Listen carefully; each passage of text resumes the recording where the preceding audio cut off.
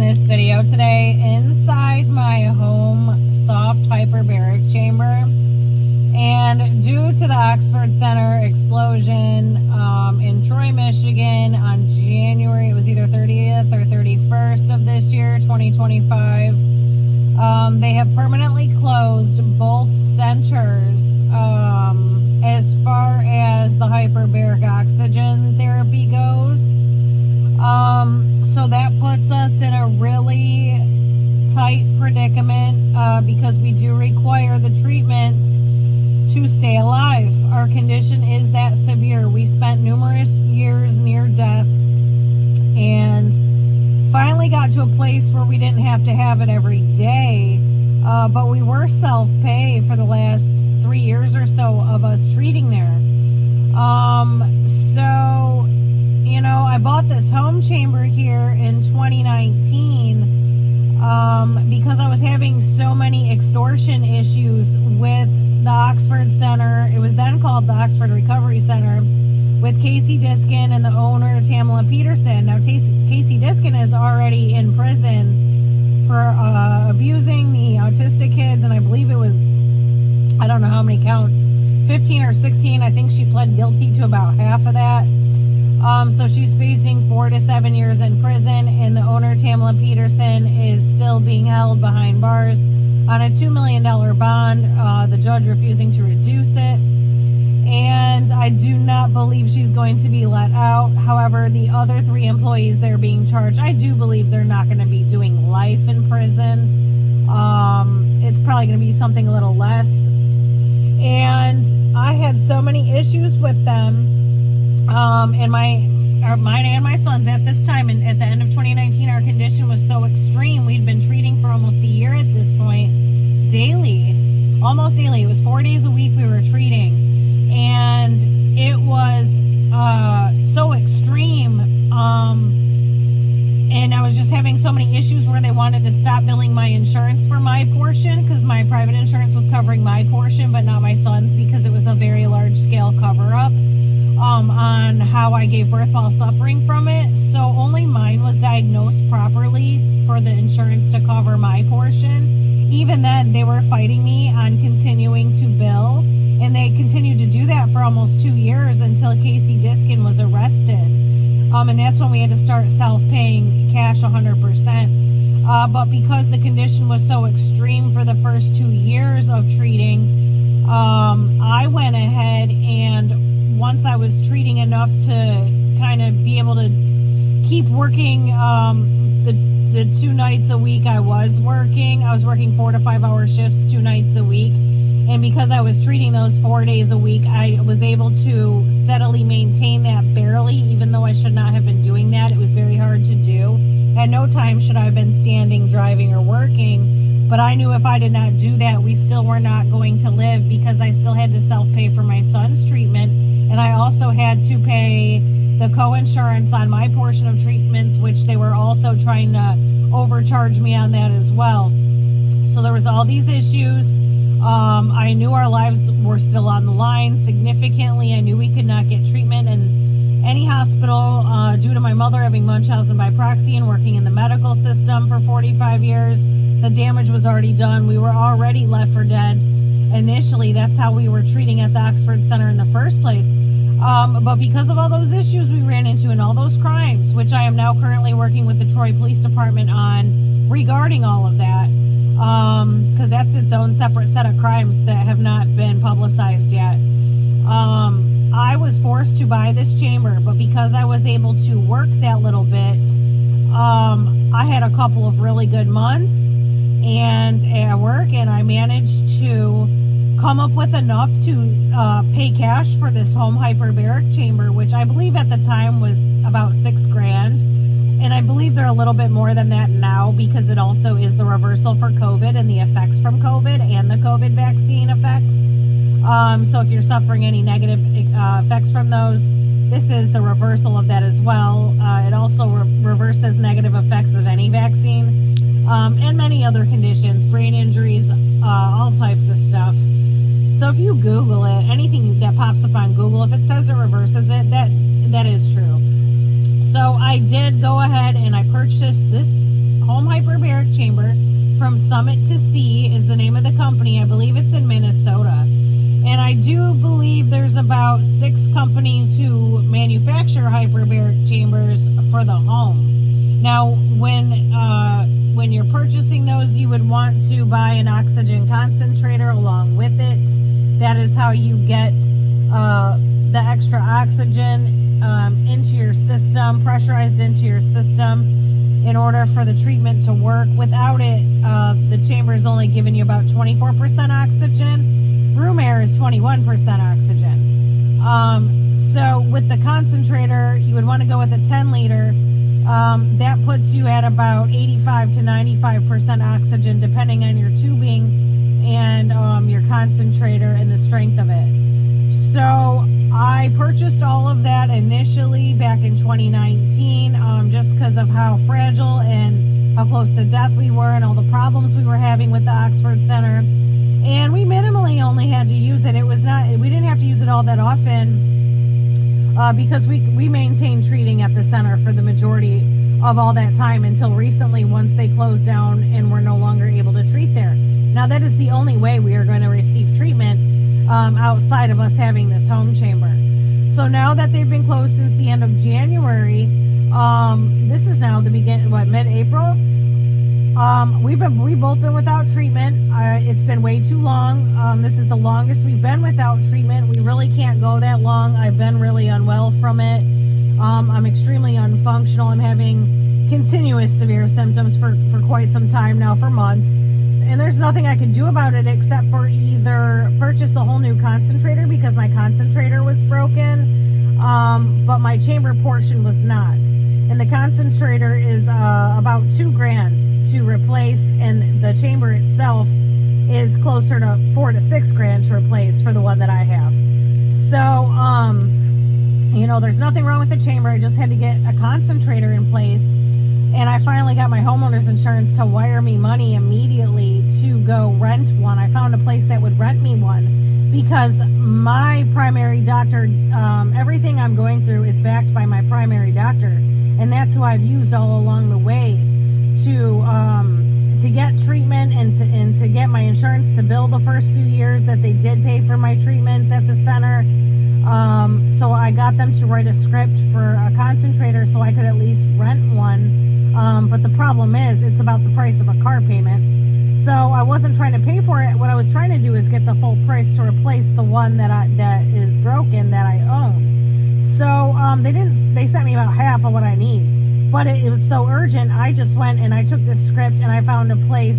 We did try to bill it through the private insurance, but due to how they check for carbon monoxide poisoning, you're not going to get the answer you're looking for to submit that for them to cover it. So what I did is I used some of the funds that the homeowner's insurance had wired me and on the replacement part, because it's only half of what I needed, and just to get the concentrator in place to get my home chamber up and running. So this is the inside of the home chamber. It does have 2 motors that blow it up at full capacity. It is fairly long. I'll show you the other end. So a tall person can fit. There is a window in the one I bought, so I went a step above the minimum one. And then I also shortened all the hoses to get the maximum output of oxygen. Now, in the beginning of my injury, I could never sit here and film this video and take the mask off, because what it is you have to actually wear this mask. This is where you get the oxygen from, because on the outside it's connected to the concentrator. So you get your oxygen through here, and I have it to where it is like 90, probably 90 to slightly over 90% oxygen coming through mine with the way I have it set up, with the way I've shortened all the hoses. But when it's sent to you, it's not really like that, not this form of the chamber. Now, there is other chambers out there that cost a little bit more money. They are a little bit more intricate, and the output is a little more steady, and it's a little easier to get in and out. It's a little easier to set up as well. It did take me a couple hours to set this up, especially when you don't feel good and it's your brain that's injured and your brain loses oxygen regularly, because that is my situation. And I've been without treatment for some months. It's really hard to put it together when you need your brain to work and your brain hurts and you're losing oxygen and you can feel it all throughout your body, losing oxygen, and you're just having all these symptoms. It's really hard to put it together when you're in that state. So you kind of want to get, I don't know, most people don't have the degree of seriousness of a situation that I do, but if you are in that type of predicament, you want to get it together before you reach that point. So I had been making plans in the background since the initial hyperbaric explosion to figure out how I was going to at least get my home chamber up and running. So that has been brewing in the background for some months. And just last week, my homeowner's insurance wired me the money, and that's when I finally had made the decision. I'm not going to try to go back and forth with my private health insurance. I'm just going to go pay the cash and at least rent the concentrator for 1 month, and that way we can both just treat for 1 month, and we'll be in a significantly different place. Even if we choose to not run it the next month, you know, I can still come back and get it the following month if I choose. Let me get numerous things in order. There's so many chaotic events I have going on and so many disastrous situations due to my mother's ongoing crimes that it's caused all these hiccups and problems in every which direction of my health and my finances and my business and everything that's been going on, everything I've been building for years. She's managed to destroy every step of the way, slowly over the course of time, through each escapade, each problem she causes, each agency she uses. That's why it got to the degree where it is today. So I just wanted to give everybody a view of the inside of the chamber. I will do a view of the outside, how it works, how you go about using it, how to, you know, get in it properly and get it up and running, because that's a whole other view than where you see me at right now with it. Now, in one of these, there is no risk of explosion because it is a concentrator that's putting the output of the oxygen in through here. It's not 100% gas, and it's also only coming through the mask. The two motors that are filling up there, it's coming through these two holes. That's using room air. So the room air, but it's pressurized at 1.3 or 1.4 atmospheres of pressure. That's pressurized in the chamber, so that makes it a little bit more. Once you're in here, it's pressurized to about 24% oxygen. So it's not, there's not a risk of explosion. It's not 100% oxygen being pumped through the entire chamber, but there is a high degree of oxygen coming out of here. So there's no risk of explosion in here. That's why I have my phone in here. You can bring your laptop, you can bring electronics in here. It's not an issue like the ones at the center. So that's where that risk factor is eliminated. I just wanted to do a video, especially for people questioning how that goes. But I can tell you, the first several years of my injury, I would have never been able to take this mask off and talk without this on in here to do this video ever, all that time. So, I mean, I'm obviously in a way better place. And I have been in here for about 45 minutes as well. So, I had to kind of, because I have not treated since, I believe it was end of December, beginning of January. I have not treated recently. So I was not good, and I have not been for quite some time. Haven't really been able to go anywhere or do too much. I only went a couple places, and then, you know, I did kind of meet a cousin and hang out for a little bit the other night, but I haven't really gone anywhere in months. I've been sheltering in place, and Ford Motor Company did spill some gasoline where my house sits here in Flat Rock, Michigan a couple months ago. So the lingering effects of that are still going on, and everything I took in due to all that is still loaded in my system. And I could tell it was just slowly building to the point where I was going to have to take action, because what will happen is it just loads and loads. It doesn't clear because of our condition. We're overloaded with carbon monoxide in our cells at a cellular level. That it's not going to clear. We have to actually have treatment to clear it. Eventually we'll just load up with all types of particles that we pick up on top of these spills, and eventually we just won't be alive anymore. Me first. I'm more severe than my son. But that is why I've been brought back to the hospital and had the third near-death experience where I did die and come back 15 minutes unresponsive. That is why that occurred. It was due to the wildfire particles, actually, at that time. But, you know, I knew it was getting to this. I knew I was going to have to do something. So it's been in the works, and I finally went today and picked it up and got it all together. Put it all together, and hopefully the chamber holds up and maintains for the long haul. I believe I've only used it maybe about about 100 times total between my son and I, because we mainly treated at the center for the majority of our injuries since we've been receiving treatment. So I am currently still working on getting the $30,000 chamber as a replacement for this one eventually, which is the better chamber and should last about 25 to 30 years as well. I don't think this one's built to last quite that long.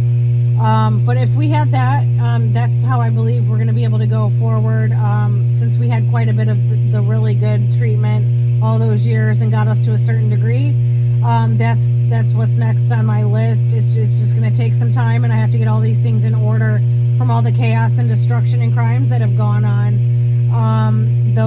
All that stuff has to be situated so I can address that, because, you know, without treatment, I'm not going to live either way. And I know that. I'm well aware of that. So, yeah, here I am in the chamber. Just wanted to give everybody a view of what it's like, or if you're questioning if you should buy one of these or what it's like on the inside. It's white, so it doesn't really feel claustrophobic, but I mean, in the beginning when I bought this and I was very sick, it was really hard to get in, but you just keep the mask on, don't take it off, because that's where the oxygen is. And then again, I guess if you had a serious situation, your doctor could probably prescribe you some Xanax or Valium or something so you could get in more comfortably without panicking and suffocating, because you can, like, you know, not feel good easily. But however, I've been doing this for years now, so I'm fairly comfortable with it. I have crossed several thresholds at this point, so I'm in a different place with all that now. But I just want to give everybody a view and let everybody know what's going on with this, and, you know, kind of let everybody know what I was going to do going forward. And I'll do another video on the external portion and how to go about using it properly from the outside, so you can see what it's like. You know, for the people looking into that, or maybe now you've heard there's an explosion, and you know, you don't want to use one of those type of chambers now because of that situation. This eliminates that risk. So I will be back with a video on that, and I just wanted to give everyone an update. I'll be back with another one shortly.